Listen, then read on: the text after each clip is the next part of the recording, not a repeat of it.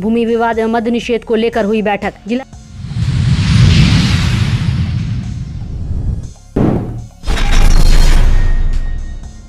जिला खनन task force की हुई बैठक।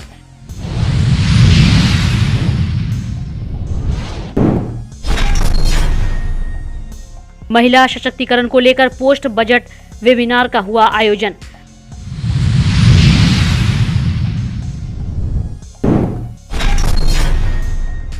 वरीय पुलिस अधीक्षक के कार्यालय पर लगा जनता दरबार। अच्छी संख्या में फरियादियों ने अपनी अपनी समस्याओं को लेकर लगाई गुहार।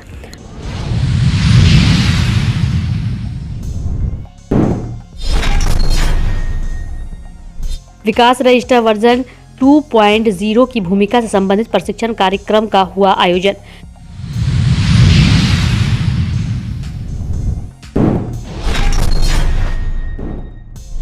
अंतर्राष्ट्रीय स्तर के स्टेडियम के निर्माण के लिए बीसीसीआई द्वारा दिखाई गई हरी झंडी। 350 करोड़ की राशि जल्द की जाएगी विमुक्त।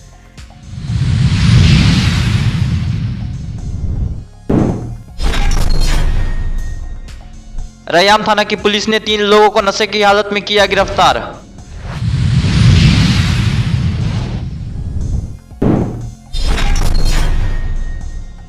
विश्वविद्यालय थाना पुलिस ने शराब मामले में फरार चल रहे वारंटी को किया गिरफ्तार।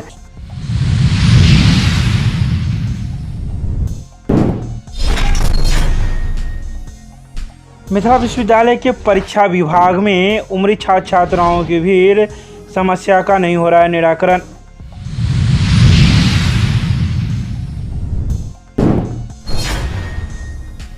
दरभंगा रेलवे स्टेशन पर रेलवे जीएम के आगमन को लेकर की जा रही है तैयारी।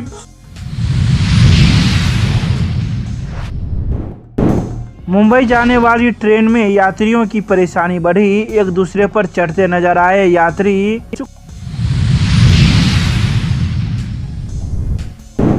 दरभंगा के रामनगर में बन रहे आईटी पार्क का सांसद ने किया औचक निरीक्षण, मौजूद संबंधित अधिकारियों को दिए कई दिशा निर्देश।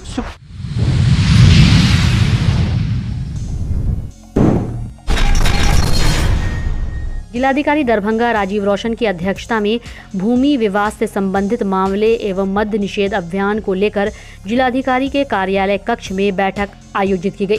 बैठक में जिलाधिकारी ने सभी अंचलाधिकारी एवं थानाध्यक्ष को भूमि विवाद से संबंधित मामलों के निष्पादन में तेजी लाने का निर्देश दिया।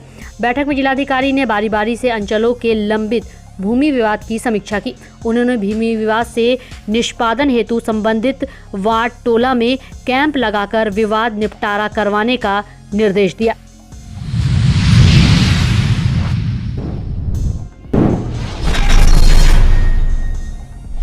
जिलाधिकारी दरभंगा राजीव रोशन की अध्यक्षता में उनके कार्यालय प्रकक्ष में जिला खनन टास्क फोर्स की बैठक आयोजित की गई।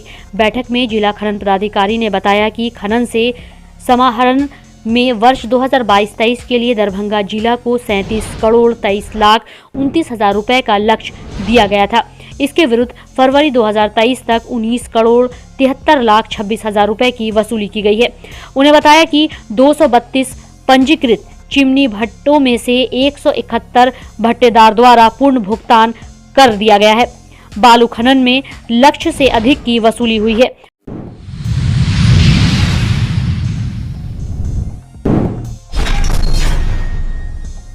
दरभंगा समाहरणालय अवस्थित बाबा साहेब डॉक्टर भीमराव अंबेडकर सभागार में पोस्ट बजट वेबिनार महिला सशक्तिकरण पर प्रधानमंत्री नरेंद्र मोदी द्वारा परिचर्चा की गई। अपने संबोधन में पीएम मोदी ने कहा कि नारी सशक्तिकरण की उपलब्धियों के लिए उन्हें सलाम करते हैं। भारत की प्रगति में महिलाओं की भूमिका की बहुत सराहना करते हैं। उन्होंने आगे कहा कि सरकार महिला सशक्तिकरण को आगे बढ़ाने के लिए काम करती रहेगी। परिचर्चा के आलोक में आगे की गतिविधि पर सचिव व संबंधित संयुक्त सचिव के साथ समीक्षा बैठक की गई।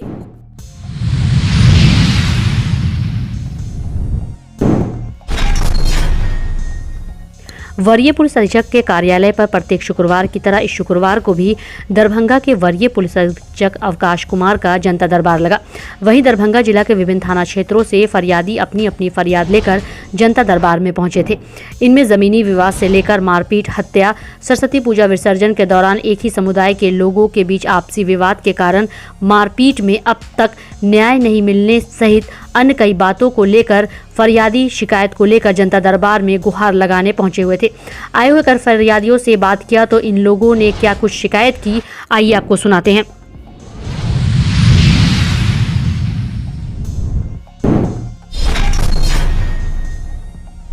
जिलाधिकारी दरभंगा राजीव रोशन की अध्यक्षता में स्थानीय दरभंगा प्रेक्षागृह में विकास मित्रों एवं जिला स्तरीय पदाधिकारियों का विकास रजिस्टर वर्जन 2.0 की भूमिका संबंधित प्रशिक्षण कार्यक्रम का आयोजन किया गया, जिसमें बिहार महादलित विकास मिशन द्वारा संचालित मुख्य योजनाओं की जानकारी दी गई।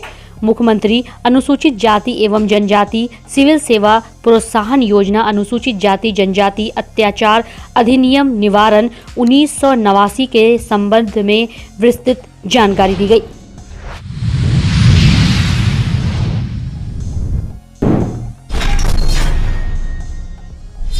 बिहार के प्रतिभावान खिलाड़ियों को मिलेगा मौका एवं अनधिकृत रूप से पंजीकृत खिलाड़ियों को खेलने पर होगी कानून सम्मत कार्रवाई एवं फर्जी क्रिकेट संघ पर होगी कानूनी कार्रवाई।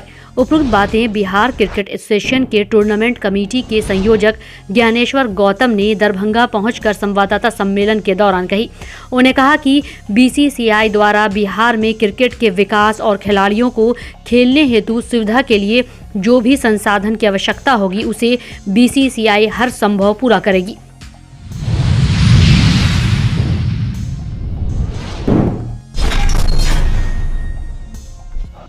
रैयाम थाना की पुलिस ने फुलकाही निवासी दिनेश सहनी व संतोष सहनी और रैयाम निवासी सुनील पासवान कुल 3 लोगों को मारपीट व नशे की हालत में पकड़ने में सफल रही। पकड़े गए सभी आरोपी को न्यायिक हिरासत में गुरुवार को भेज दिया गया है। यही सब मारपीट के लिए में ऐसे शराब पी ले न्यायालय से हो गया पेश सब।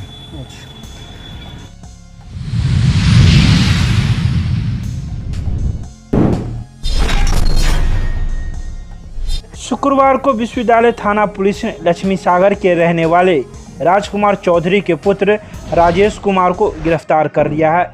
वह 1 साल से शराब मामले में फरार चल रहा है, जिसको लेकर विश्वविद्यालय थाने में 98/2022 से मामला दर्ज है, जिसमें उसके घर से 39 लीटर अंग्रेजी शराब बरामद किया गया था, जिसके बाद से वह घर से फरार चल रहा था। तो वहीं शुक्रवार को विश्वविद्यालय थाना की एसआई अमृता सिंह के द्वारा इसे गिरफ्तार कर लिया गया है और थाने लाकर कागजी कार्रवाई कर न्यायिक हिरासत में भेजने की प्रक्रिया की गई।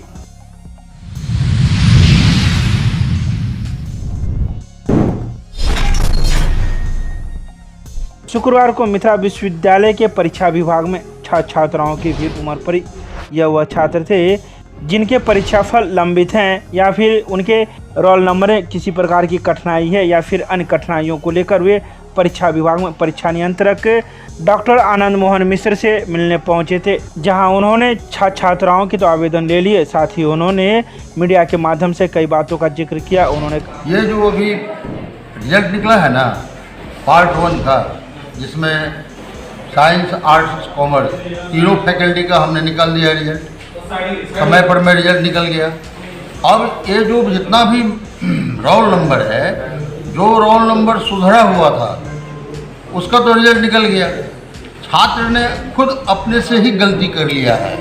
जैसे कि हमने उसको वेरीफाई कराया तो उसमें रोल नंबर का जो 10 डिजिट है उसमें 4 ठो गोला किया है उसने और 4 गोला करके छोड़ दिया। उसका तो रोल नंबर विजिबल है ही नहीं। इस आधार से उसका रिजल्ट एब्सेंट दिखा रहा है या पेंडिंग हो रहा है। तो जिस रिजल्ट का पेंडिंग अभी हो रहा है उस रिजल्ट के लिए छात्र की भीड़ लग रही है। लेकिन इससे पहले हमने 2 बार अखबार के माध्यम से और कॉलेज को भी हमने ईमेल प्रेषित कर दिया है कि जिन छात्रों का किसी भी कारण से पेंडिंग है या एब्सेंट है उन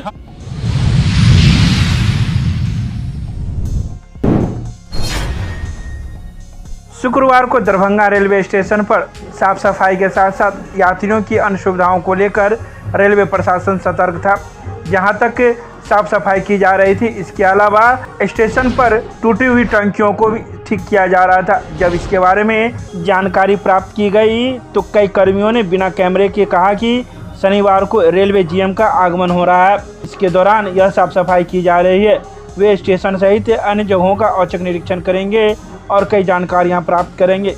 बता दें कि रेलवे जीएम का कितने बार कार्यक्रम बन के रद्द हो चुका था, जिसके बाद अब फाइनली रूप से शनिवार को दरभंगा रेलवे स्टेशन पर रेलवे जीएम हाजीपुर का आगमन हो रहा है, जहां वे कई चीज़ों का औचक निरीक्षण करेंगे।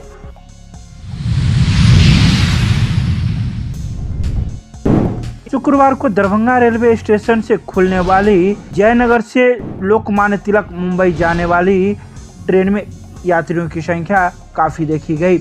एक दूसरे पर यात्री चढ़ते नजर आए। यहां तक कि जनरल बोगी में एक सीट पर कई यात्रियों को बैठे नजर देखा गया, तो कई यात्री खड़े खड़े सफ़र करने को लेकर मजबूर हुए। वहीं मौजूद जीआरपी एवं आरपीएफ के जवानों के द्वारा रेल यात्रियों को समझाया गया, एक एक कर ट्रेन के अंदर बैठाने का प्रयास किया गया, लेकिन कई यात्री जीआरपी एवं आरपीएफ के जवानों की बात को मानने को लेकर तैयार नहीं थे और वह पहले अंदर जाना चाह रहे थे। देख रहे हैं किस प्रकार से रेल यात्री खड़े हैं और अपने सफ़र को तय करने को लेकर मजबूर हैं। कई यात्री मुंबई जाने को लेकर परेशान दिखे। जब इन यात्रियों से पूछा गया कि क्यों जा रहे हैं, तो उन्होंने कहा कि बिहार में कोई काम नहीं है, जिस जगह हमारा घर है उस गांव में भी कोई काम नहीं मिल रहा है, इसलिए मजबूरन हम लोग को बिहार छोड़कर दूसरे प्रदेश जाना पड़ रहा है।